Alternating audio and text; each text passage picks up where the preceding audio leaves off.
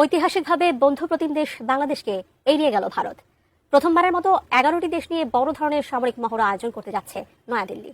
কিন্তু প্রতিবেশী রাষ্ট্রগুলোর এই দীর্ঘ তালিকায় ভুটান, নেপাল, এমনকি মালদ্বীপের নাম থাকলেও নেই বাংলাদেশের নাম। ভারতকে যারা বাংলাদেশের বন্ধু হিসেবে আখ্যায়িত করেন তাদের জন্য একটি সুখবর। গত 3 দিন ধরে ভারতে একটি সামরিক মহড়া চলছে।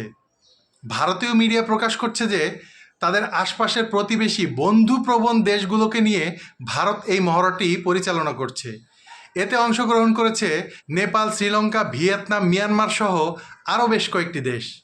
কিন্তু ভারত বাংলাদেশকে যে বন্ধু মনে করে না তার আরেকটি প্রমাণ দিয়ে গেল তাদের এই মহড়া। কারণ বাংলাদেশকে ভারত আমন্ত্রণই করেনি এই মহড়াতে অংশগ্রহণ করার জন্য। আশেপাশের দেশগুলোর মধ্যে চায়না, পাকিস্তান এবং বাংলাদেশকে বাদ দিয়ে ভারত এই মহড়াটি পরিচালনা করছে। তাহলে ভারতকে যারা নিজেদের পরম বন্ধু হিসেবে সবসময় পরিচয় দেন তাদের জন্য শুভকামনা।